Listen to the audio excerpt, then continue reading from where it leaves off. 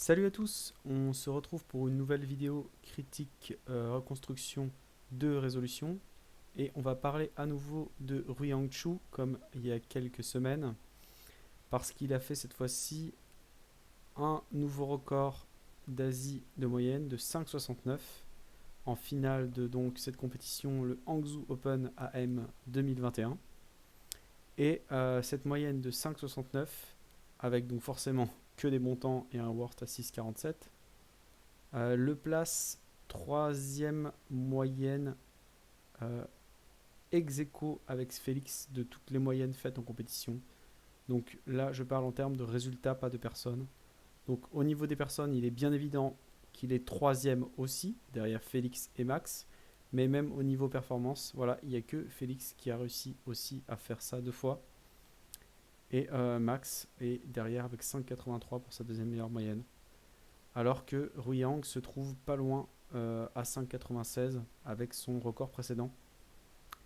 Donc on voit que maintenant il s'installe comme le troisième meilleur cubeur du monde de façon un peu plus durable et il prend cette place dans le classement officiellement.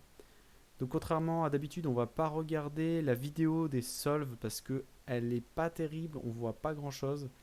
Et ce que je vais faire, c'est que je vais passer directement aux 5 reconstructions que je vais faire assez vite avec seulement quelques remarques. Pour le premier, il a fait un temps de 5,56. Donc il avait ce mélange qu'on donnera dans la description. Donc il est parti sur les blancs. Ce qu'il a fait, je trouve ça un peu bizarre, mais n'hésitez pas en commentaire à me dire si vous faites ce genre de choses aussi parfois. C'est qu'il a résolu l'un par rapport à l'autre, la verte et la orange, qui sont un mouvement, chacune d'être résolues l'une par rapport à l'autre, en ignorant les deux pièces qui étaient déjà là. Moi je sais que j'aurais commencé par en choisir une, soit la bleue, soit la rouge, que j'aurais aligné correctement par rapport aux deux que j'allais résoudre, par exemple comme ça, et qu'ensuite j'allais insérer la bleue en dernier, ou l'inverse, par exemple comme ça, et puis faire des deux et insérer la rouge. Donc voilà, je ne sais pas s'il y a d'autres gens qui font ce qu'il a fait, en tout cas toujours est-il qu'il l'a fait, donc il s'est mis comme ça, il a fait comme souvent un petit R prime comme premier mouvement, comme on l'a vu dans toutes nos résolutions de haut niveau quasiment, F, et puis après là simplement il va échanger les deux pièces, donc R, D', R', D, R, D'. Tout simplement, il a échangé avec un commutateur de RD les deux pièces d'en bas. Donc ici, arrivé là-dessus, il avait dû repérer pendant l'inspection cette paire. Donc pour la faire, il va regripper et il la passe derrière comme ça, de façon assez classique. Après, il voit cette paire. Donc, vu comme il agit, j'ai l'impression qu'il n'a pas préparé l'inspection parce qu'il agit vraiment comme si il n'essayait pas d'optimiser l'ordre des paires ou leur orientation, parce qu'il n'hésite pas à faire des regrippes, mais il essaye plus d'enchaîner le plus vite possible les paires qu'il voit. Donc il voit celle-là, il l'a fait, de façon très classique. Et après, là, ce qui m'entraîne encore plus à dire que il a fait ça un peu au jugé, c'est que il a vu qu'il voyait pas, il a vu cette arête, il a vu qu'il ne voyait pas la pièce qu'elle est avec, qui est ici. Il a dû voir aussi ça au passage, et ce qu'il fait, c'est qu'il regrippe, il sort ça, et là il se rend compte que c'est toujours pas terrible de faire cette paire, même s'il aurait pu le faire en LU2 et puis après insérer la paire. Donc à la place, il va simplement aligner ça au-dessus et faire le double sexy derrière. Voilà. Ici, encore une fois, il fait pas le truc le plus simple.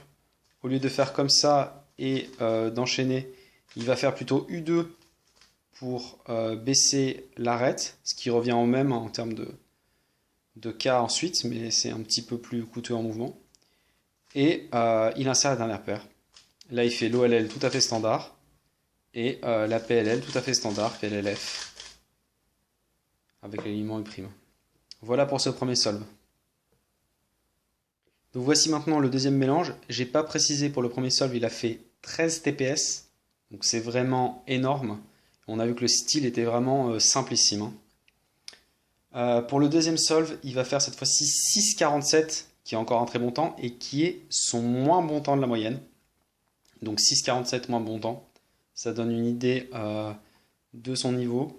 Donc pour ce deuxième solve, il va encore partir sur la croix blanche. Donc on voit la position, ces deux-là sont un mouvement très résolu. La verte est facile à mettre avec la rouge. Donc ce qu'il va faire, c'est qu'il va d'abord mettre la orange par-dessous,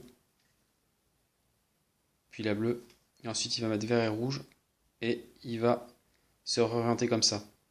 Ici, il a vu ça, parce qu'on rappelle qu'il vient de cette position, donc il a vu ça, il va se mettre en position pour faire l'algo du belge, et faire l'algo du belge, donc il va faire du coup U', et faire l'algo du belge.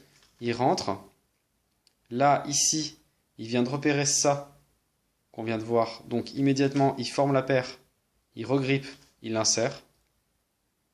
Ici, même chose, il repère le même cas, il va faire une petite hésitation comme ça, puis il va rentrer la paire derrière, et dernière paire qu'il va faire aussi de façon standard. Donc tout ça très simplement OLL classique et encore la PLLF. Même genre de solve, hyper simple, hyper standard. Avec cette fois 10 TPS. On en arrive au troisième solve de la moyenne qui, vous allez le voir, est vraiment le plus bizarre. Là, il va se passer des choses très étranges. À la fois, il va y avoir des trucs un petit peu mieux que dans les deux solves et à la fois des catastrophes. Donc il se place comme ça. Il va faire tout simplement d'abord le bloc, ici, des primes. Après, il va faire petit R', et il va finir la croix en faisant petit D, FR2. Là, puisqu'il a préparé le bloc, il va venir insérer ça ici, et aligner avec D2. Là, il pourra aligner avec U2 pour avoir la paire au fond, mais il ne le fait pas. Je ne sais pas pourquoi. Il aligne avec D2. Ensuite, ici, il va d'abord regripper. Et il va faire U', L', U, L, U2. Donc comme s'il préparait cette paire. Et là, sûrement par erreur, il va l'insérer avec l'arête à l'envers. Mais c'est ça qui est ahurissant, parce qu'il va quand même faire 5,95 avec 11 TPS quasiment. Il va continuer sans s'arrêter sur la paire suivante qu'il va insérer. Puis insérer celle-là. Seulement là, il va se rendre compte, ou alors il s'était rendu compte avant, mais il a décidé de le faire qu'après, qu'il a mal inséré. Donc il fait un Y2, il sort la paire, il la reprépare, et là il va l'insérer. Et ici, après son erreur catastrophique, il arrive à se rendre compte qu'il peut annuler un mouvement pour faire l'OLL. Ça, je trouve ça incroyable, la différence de niveau et de concentration entre le début et la fin du solve, et il enchaîne sur la PLR. Et pour la PLL, pardon, il exécute pas exactement l'algo classique, mais il fait l'algo le même que Timon, celui avec le D. Voilà, comme ça.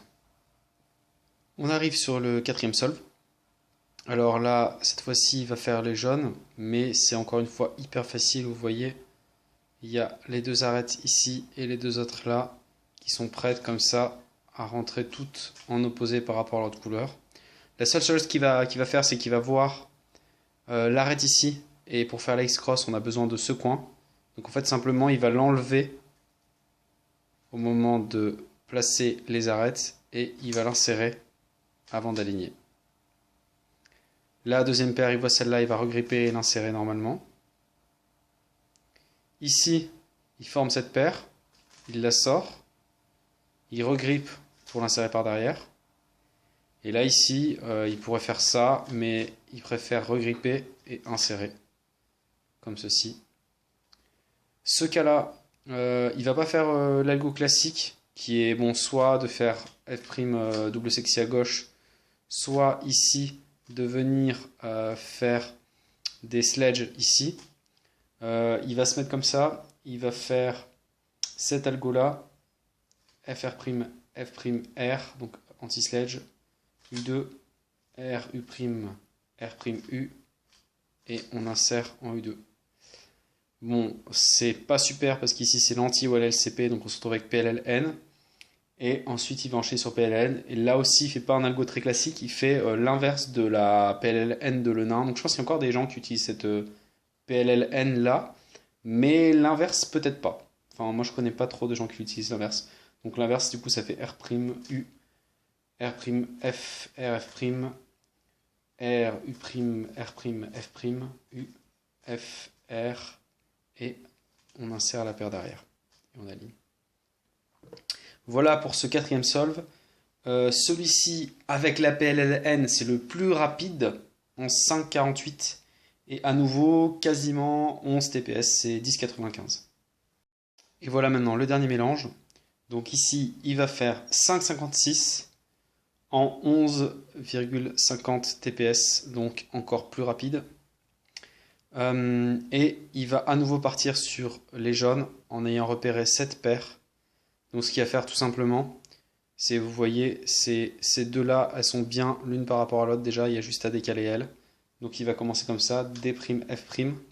Là il va décaler L provisoirement, U' pour mettre la bleue.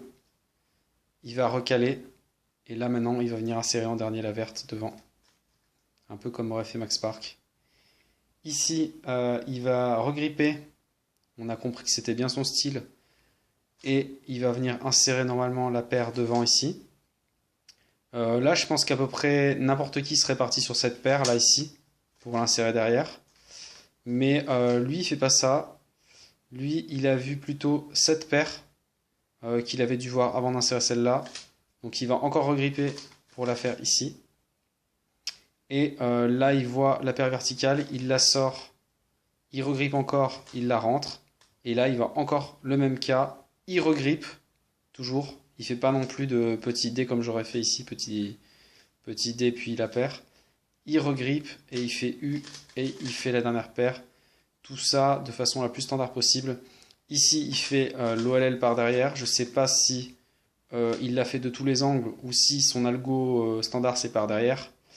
Et là par contre il fait un truc pas mal, c'est que au lieu de faire la PLL et la UF, il fait une petite Carlito là, ça on aime bien, et il finit comme ça, donc pour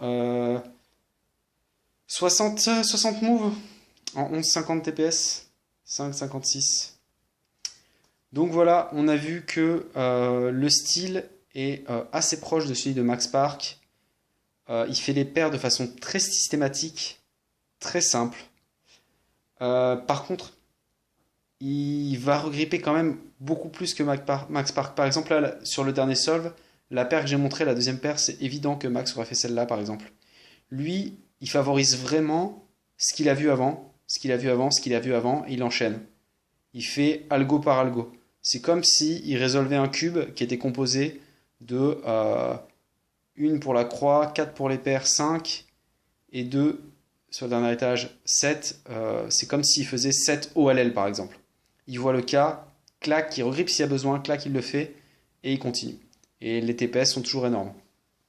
Au niveau du style pendant les F de L, moi ça me rappelle un peu le style de Jean, qui faisait beaucoup de regrippes comme ça, et qui faisait que des cas très simples, et les regrippes lui permettaient de repérer le ou les deux prochains cas pour éviter de faire des pauses en fait.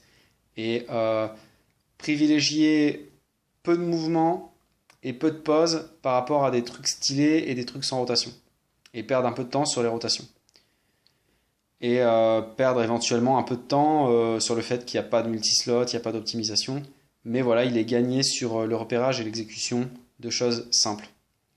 Ça rejoint un peu ce que j'avais dit dans la vidéo que j'ai fait sur l'analyse des données de reconstruction de SpeedCubeDB par rapport au choix qu'on a à faire entre rotation ou pas de rotation et ce que ça implique au niveau du style pour être efficace. Donc voilà, ici beaucoup de rotation et des cas très simples exécutés très vite. Donc voilà, bravo à lui et j'espère que cette vidéo un peu plus courte vous aura plu et à bientôt pour la prochaine.